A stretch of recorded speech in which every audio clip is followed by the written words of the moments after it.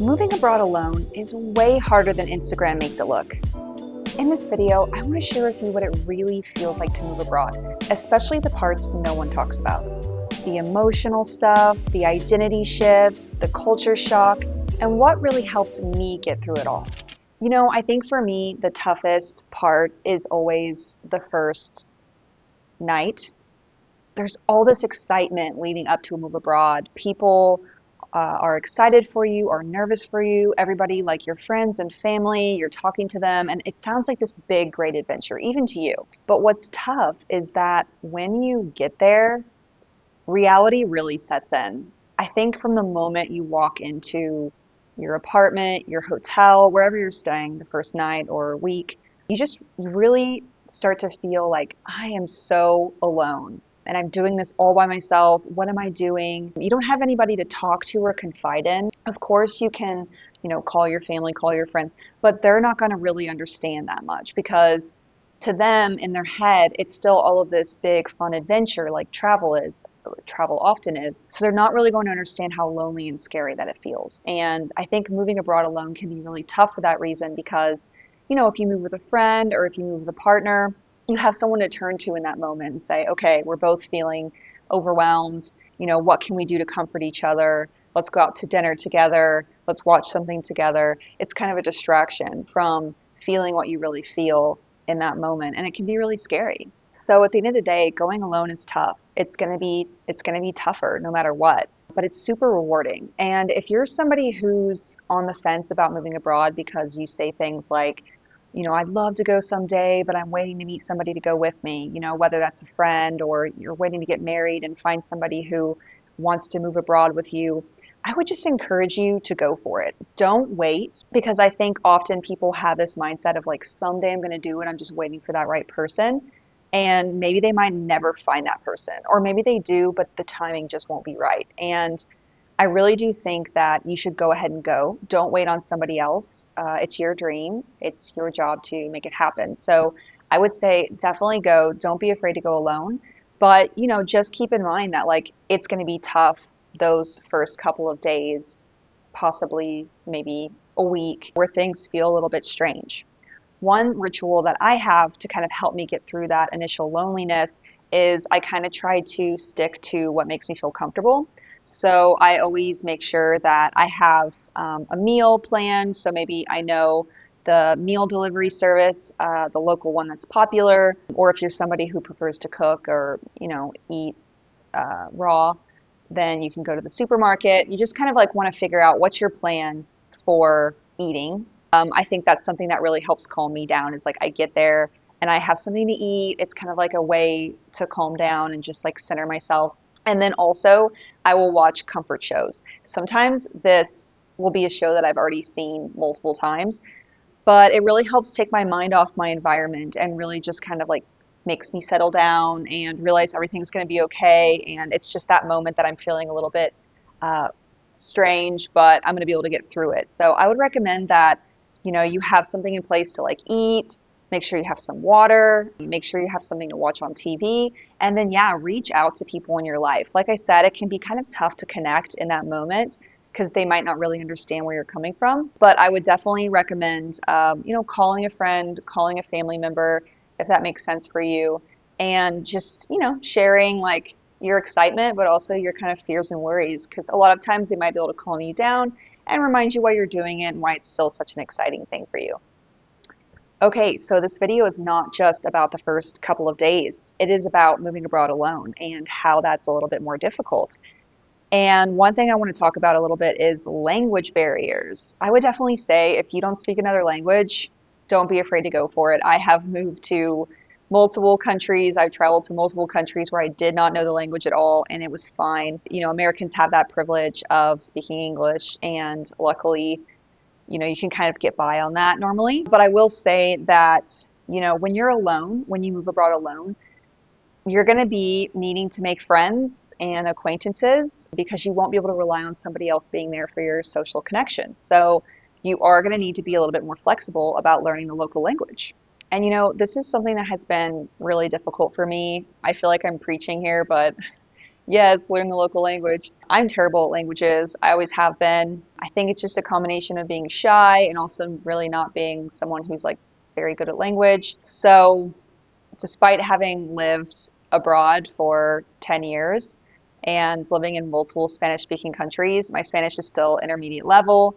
I lived in Germany 2 years. My German's terrible. But if you're somebody who is open to learning a new language, I would definitely say it's important and really helpful for making friends.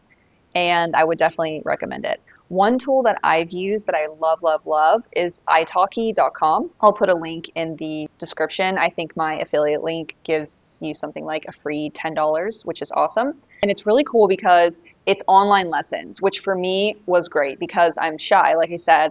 And you can find a teacher, any language, any level of teaching experience, and you can find really good prices on there. Like, I think some people are teaching for like $5 an hour, and then the more expensive teachers are more experienced. But it's great. And I've had multiple teachers on there. I've had Spanish teachers, I've had German teachers, and it's awesome. Like, it's such a great way to have a private lesson online, and you can really learn in an environment that maybe makes you feel more comfortable. So, link in the description. I definitely recommend that. I'm still using it to this day.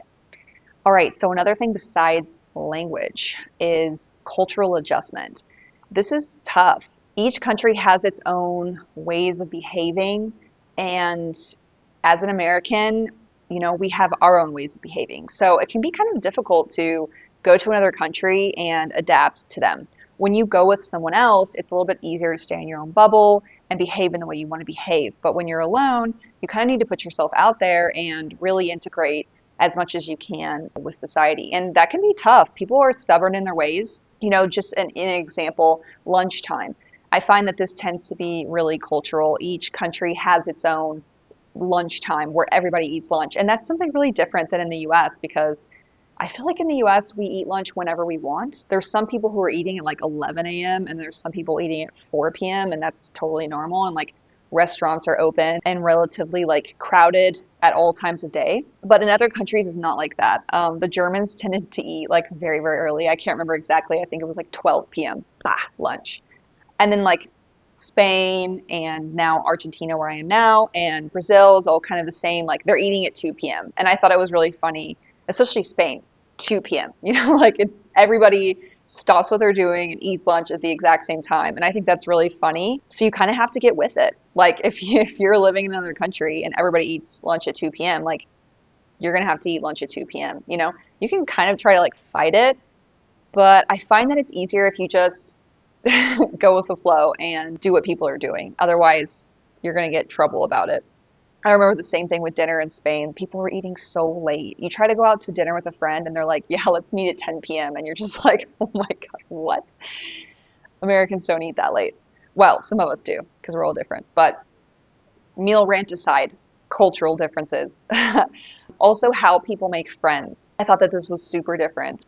In the US, I think we tend to be pretty friendly. I mean, everybody's different, of course. I'm Texan, so, we're the friendship state. We're really friendly. But Europe was a whole different beast. I was there for 7 years, and I find that Europeans, really no matter which country you're in, just tend to be pretty closed off. I mean, obviously, it's going to be more extreme in the north and then less extreme in the south. So, like, people are friendlier in Italy and Spain, but still, it was not easy to make friends. And so it's just like a different way of going about things. Like, I find that in the US, Americans are pretty open to approaching each other as long as we're respectful. It's totally normal to like chat somebody up in an elevator or walk up to them at a bar just to like have a friendly conversation about whatever sports game is on TV. But in places like Germany, when I was living there, you don't really do that. That's like kind of an inappropriate, strange thing to do. And you have to have sort of a common acquaintance to introduce you for it to be kind of a socially appropriate meeting. And also, a lot of the Germans didn't really want to be friends unless you had something in common or a reason to keep meeting. So, like maybe you both do the same sport or you had the same hobby. Like you kind of had to have that in common in order for them to really want to like build a relationship with you, which was tough. It's different than being Texan, where it's totally normal if you're in an elevator to say like, "Hey, what are you up to tonight?" and then kind of just like go to the same bar afterwards. We're pretty open and sociable with our neighbors and our community. So, and also just foreigners. I mean, not everybody, but so just kind of like one more thing about the cultural differences. I think that it's tough and awkward. And I think that going alone makes it more awkward. Because if you're with someone, you're with a friend, you can kind of laugh things off. But when you're alone, it's awkward. I mean, if you're one of those people who just doesn't care what other people think, great. That's awesome. I would love to be that. But it can be tough. Like supermarkets have a different structure. Like maybe you need to put a coin in to get the card, or maybe like the checkout, you have to put your own stuff in the bags. Like things just, and then you don't know that, and then you're in that situation, and everybody's staring at you, or like somebody's yelling at you, and you don't know what language they're speaking. You don't know what's going on. And if you have a friend there, you can be like, "Ha, this is so weird. It's so awkward." But if you're alone, you're just like, "Oh my God, like, get me out of here." And there's just so much of that. Pretty much no matter what, you go to a foreign country, and you're gonna run into that, and it's intense. Being alone, you're just like constantly having to like get outside of yourself, what's comfortable, and kind of just adapt to a new culture and say like, okay, today's a new day. Like I'm going to keep my mind open and hopefully everything goes really good. One thing I want to talk about a little bit, which has been intense for me, and I don't know if everybody will suffer the same, but guilt has been something that's been like pretty intense. And I had another friend of mine post about this recently. She put up like a story on Instagram about the guilt of moving abroad and how it's fun and exciting and you're really living life on your own terms, but there's always this guilt inside of you feeling like you've left people behind. And it can be pretty intense, to be honest. Like having your family ask you all the time, like, when are you coming back? When are you coming back? And at the very first, it might feel like, oh, this year. But then sometimes it might be like, I don't know, a couple of years. Or sometimes it might be like never. And that can be really sad. I mean, obviously, you want to be there for your friends and family. And like in an ideal world, I would be with my friends and family. I wish I could just like put them in my pocket and take them with me, or fly them out all the time so that we don't have to be apart this much. But like at the end of the day, I'm happy living abroad, and that's the life that I continue to choose for myself. And I just have to try to stand by that and hope for the best and hope people understand. But, to kind of combat that guilt, I call as much as I can. I'm as present as I possibly can. I visit 3 or 4 times a year as much as possible. And so that's something that people don't really talk about a lot is that guilt of leaving. The last thing that I want to mention is this kind of good bad thing. Going alone builds a lot of self sufficiency. And the bad part of that is you have to build it up. It's really building up that thick skin. I remember my first night living abroad, I decided I was going to make pasta. So I bought this pasta sauce, and I could not open the jar. I just couldn't. I tried everything. It was crazy. And so I decided to go out onto the street and look for somebody to open the jar for me. And I didn't speak any Spanish. Nobody spoke English. I was like going around using hand signals like, open this jar, like please help me. And it was tough. If someone was there with me, they might have been able to help me open the jar or whatever else. So just having to like build that thick skin up, having to become more self-sufficient. At the end of the day, I just have me, and I do have friends and people I know and meet, but often I feel alone, like if I need to go to the hospital, that's on me. If I can't open a jar, that's on me. I'm not going to have anybody help me get to the airport, and like the more friends you make locally, the better this gets. But I have had to become so much more self sufficient since moving abroad. I think things have changed tremendously for me, and there are a lot less excuses, and I know how to do a lot more things, and I've learned a lot. And I think that's really cool. So you will go through these hard days, but at the other end of it, you're going to be a stronger person. And that's awesome. If I were to give any advice, I guess I would say go for it. If you want to move abroad, just go. Don't wait for somebody else. You can absolutely do it alone. I did it, and you can too. But I would say that as much fun as it is, I'm having so much fun all the time. It's totally worth it. I continue to choose this life every day. don't always romanticize it. Like, life is life, and it's like life in another country. So you're going to have obstacles, you're going to have hard days. So treat it for what it is, It's an exciting adventure, but it's not going to be all fun all the time. So that's one piece of advice I could give.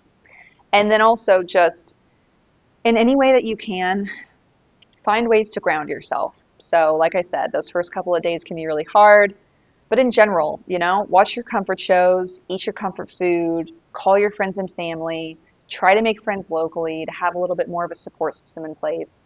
But you can absolutely do this. So, if you are someone who is thinking about moving abroad alone, I would definitely recommend my course that I developed. You can find a link in the description where I take you through the process A to Z of being ready to move abroad all by yourself. It covers all parts, visas, housing, how to downsize, how to pack, everything that you need based on my personal experience. And we also have a community where you can chat with people and a live Q&A with me every week, so you can learn a little bit more and feel a lot more confident about the journey.